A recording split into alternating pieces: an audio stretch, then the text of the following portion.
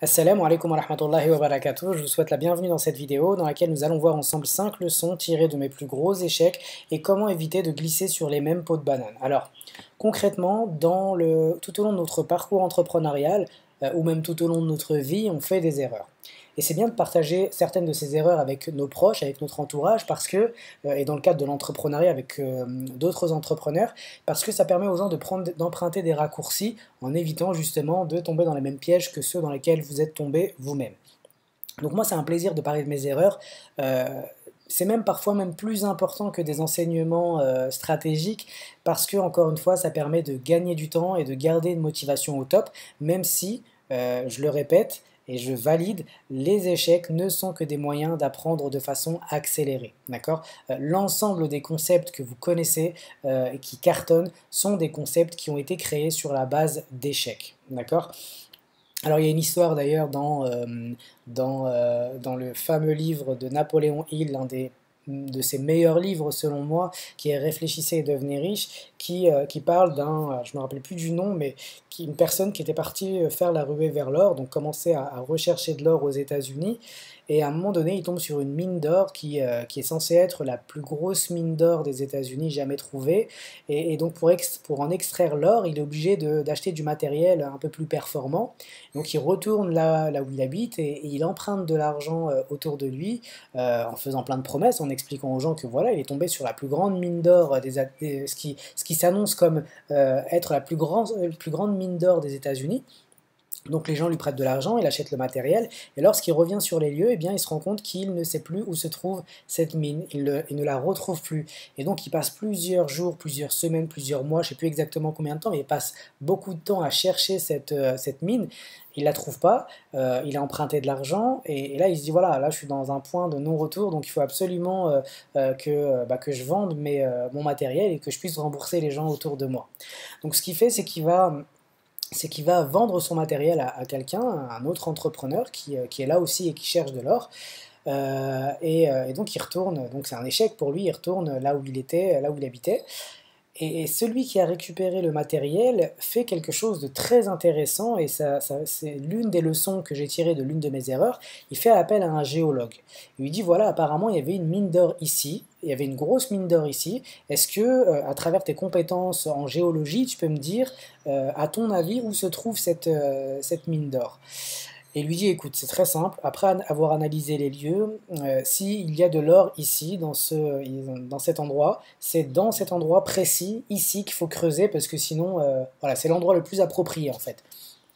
Il commence à creuser, très rapidement il trouve de l'or, et donc effectivement c'est la plus grosse mine d'or des États-Unis, c'est un carton plein, et donc pour le personnage de base qui a vendu son matériel, c'est l'un des plus gros échecs de toute sa vie. Et qu'est-ce qu'il fait? Eh bien, il rebondit, il crée une boîte d'assurance et ça devient le plus grand vendeur d'assurance des États-Unis, l'un des plus grands vendeurs d'assurance des États-Unis. Et quand on lui demande d'où vient cette réussite, eh bien, il explique un petit peu son plus gros échec et il dit, en fait, chaque fois que je veux vendre une assurance à une grosse entreprise ou à un acheteur, eh bien, même s'il me dit non, eh bien, je continue à argumenter, je ne lâche pas l'affaire jusqu'à que je parvienne à décrocher le contrat. Parce que il s'en est fallu de peu avant que je trouve la plus grosse mine d'or des États-Unis et j'ai abandonné. Et donc là, c'est clair, net et précis. Chaque fois que je vends une assurance à un gros client, je n'abandonne sous aucun prétexte. Donc voilà, en fait, ça lui a donné la force de pouvoir persévérer quoi qu'il arrive. Donc finalement, ce n'était pas un échec, c'est simplement une façon d'apprendre à devenir meilleur. D'accord? Alors la première erreur que j'ai faite, c'était de ne pas avoir choisi un modèle économique en adéquation avec mes objectifs de vie. Vous vous souvenez, on a fait un énorme travail dans le module 2 pour connaître ses besoins fondamentaux, définir son mode de vie, ses projets de vie, la personne que nous voulons devenir, mettre en place des filtres décisionnels pour pouvoir par la suite faire les bons choix de modèle économique et d'idées de business. D'accord ? Moi je me souviens que j'avais lancé donc un site d'achat groupé et mon objectif de vie c'était d'avoir plus de temps et finalement il y avait une contradiction entre les deux dans le sens où mon site me demandait des efforts quotidiens, il fallait que je prospecte quotidiennement, que je propose des offres sur le site quotidiennement, que je diffuse, que je fasse la promotion de ces offres quotidiennement et comme c'était des offres à durée très limitée, eh bien il fallait tout le temps, tout le temps, tout le temps être en avance pour pouvoir proposer de nouvelles offres tous les jours. D'accord?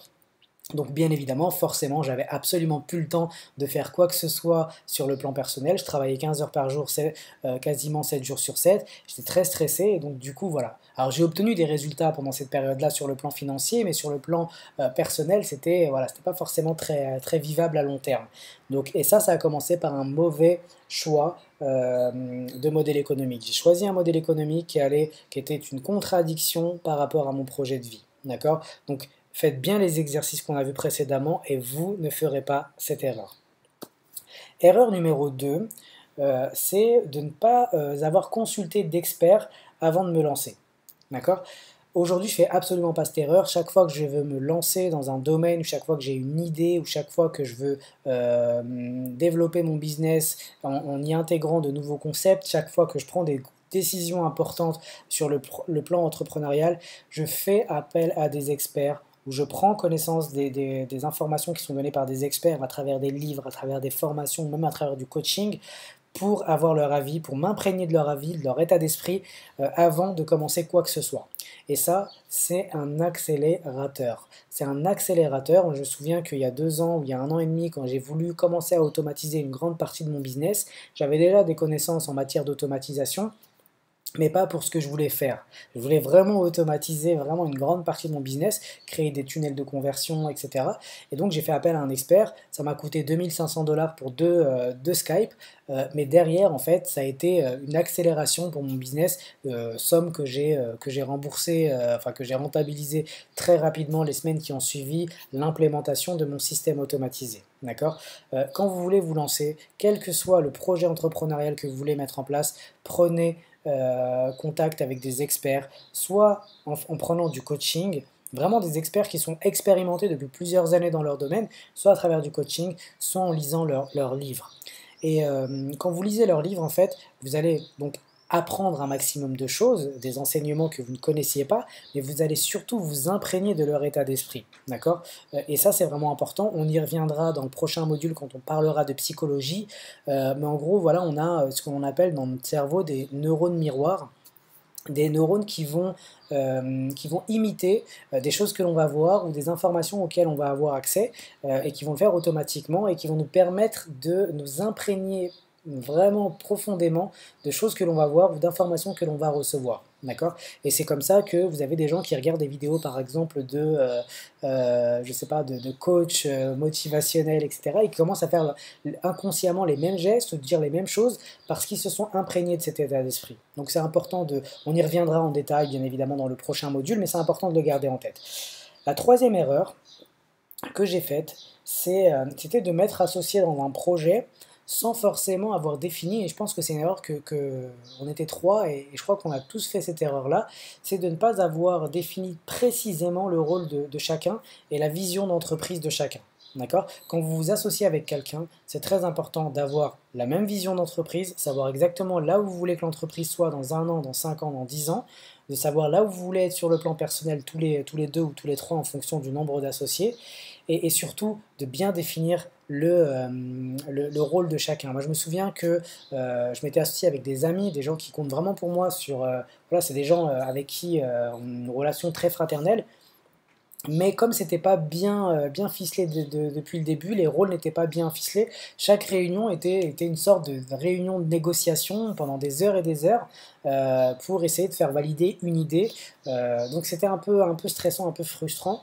Et même dans votre vie de tous les jours, sans parler d'associés, dans votre vie de tous les jours, il faut que vous soyez en adéquation, vous et votre époux, vous et votre épouse, sur votre projet entrepreneurial, que vous ayez la même vision du monde. C'est très important en fait de construire même ce projet ensemble. Ça vous permet vraiment d'être épanouis tous les deux. D'accord? Il n'y a rien de pire que l'un soit dans un projet et à fond dans son projet, que l'autre n'ait absolument pas la même vision du monde. C'est un peu gênant pour la suite des événements si vous voyez ce que je veux dire. L'autre erreur, et elle découle également de l'association que j'avais faite sur le projet entrepreneurial, c'est le fait de vouloir que le produit soit parfait. C'était alors je vais vous le dire, c'était un marketplace, un gros marketplace, et donc on avait énormément d'idées. Moi j'avais beaucoup lu sur ce que faisait Amazon, et on voulait absolument pouvoir rivaliser avec Amazon sur le plan technique, et donc on est parti dans tous les sens. On a commencé à, à- à donner le projet à des développeurs. Les développeurs ont pris des CMS, en fait, ont pris des structures de sites, on les ont retournés dans tous les sens, ajouter des fonctionnalités, retirer des fonctionnalités existantes, et puis après on revenait sur notre décision parce qu'on voulait que ce soit encore plus parfait que parfait, et finalement bah, le projet n'a jamais été lancé. Il y a une dizaine de milliers d'euros qui ont été investis pour rien, et donc voilà, c'est vraiment l'un des plus gros échecs de mon parcours entrepreneurial, mais aussi l'une des plus grandes leçons. Aujourd'hui, je sais que si je veux lancer un nouveau concept, je vais d'abord lancer ce que l'on appelle un produit minimum, enfin un produit minimum viable, c'est-à-dire un produit fonctionnel qui fonctionne déjà à destination d'un public réduit, donc de early adopter, à qui on va proposer une offre soit gratuite, soit une offre vraiment défiant toute concurrence, et en contrepartie, on va leur demander de nous faire un maximum de feedback pour pouvoir créer le produit au top. Et ça, c'est quelque chose qui est applicable quel que soit votre domaine d'activité. Donc gardez vraiment ça en tête, vous n'avez pas besoin de réinventer la roue. Créez quelque chose que vous pouvez commencer à faire fonctionner, à tester tout de suite. Prenez un maximum de feedback, et sortez officiellement un produit au top après avoir testé et généré des revenus avec votre produit de base. D'accord? Donc voilà, et ça c'était l'une des plus grosses erreurs, parce que justement il y a l'aspect économique qui rentre en ligne de compte. On a perdu des dizaines de milliers d'euros, et c'était très frustrant parce que voilà, on avait travaillé dessus pendant très très longtemps. Erreur numéro 5, faire passer mon épanouissement personnel, ma santé, au second plan lorsque j'ai démarré mon projet entrepreneurial. Mais ça, normalement, si vous avez fait les exercices avant, ceux qu'on a vus en début de module, vous n'allez pas faire cette erreur-là. C'est vraiment très important, parce que vous savez, quand vous n'êtes pas épanoui dans ce que vous faites et que vous multipliez les émotions négatives, notamment le stress, eh bien, ça peut avoir des conséquences très néfastes sur votre état de santé et sur votre motivation, surtout sur votre état de santé. Vraiment, gardez ça en tête.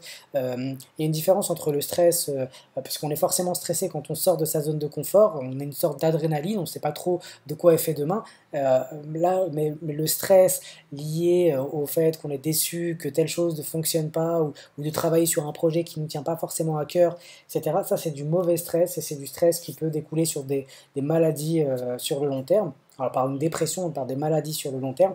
Donc c'est important que vous fassiez passer votre épanouissement personnel avant votre santé, avant votre accomplissement professionnel. Vous savez, il y a un acteur américain que vous connaissez sans doute, qui est décédé il n'y a pas très longtemps, qui s'appelle Robin Williams. Cet acteur, il est aimé partout. Partout où vous allez dans le monde entier, les gens l'aimaient, les gens qui aimaient ses films, aimaient sa façon d'interpréter les films. Ça avait l'air d'être quelqu'un de sympathique, et même son entourage disait que c'était quelqu'un de très sympathique. Il a quasiment tout réussi dans sa carrière. Il a même eu un Oscar pour un rôle qui n'était pas marrant, alors que lui, son modèle, c'était vraiment de faire rire les gens et d'avoir des rôles plutôt attachants, rigolos. Il a eu un César pour un rôle qui était complètement différent, donc c'est un challenge, hein, ça, pour un acteur. Et il a fini sa vie en se suicidant parce que, voilà, en fait, il avait travaillé beaucoup sur l'accomplissement, mais pas sur l'épanouissement. Il avait pensé à contenter les autres, mais pas se contenter lui. D'accord? Donc, alors ça se finit sur une touche un peu négative, je m'en excuse, mais c'est vraiment important de garder ça en tête. Votre santé, votre vie personnelle, votre famille, votre entourage, votre spiritualité doivent absolument passer avant tout, et le business doit venir en complément, doit venir s'intégrer à vos projets personnels, spirituels et de vie, en fait, et votre mode de vie, et pas le contraire. D'accord? Donc c'est important de donner son droit à chaque partie. Et il faut savoir également une chose, c'est que moi, quand je travaillais 15 heures par jour, 7 jours sur 7, en réalité, je n'étais pas forcément très productif. Vous savez, on est productif grand maximum 2 à 3 heures par jour.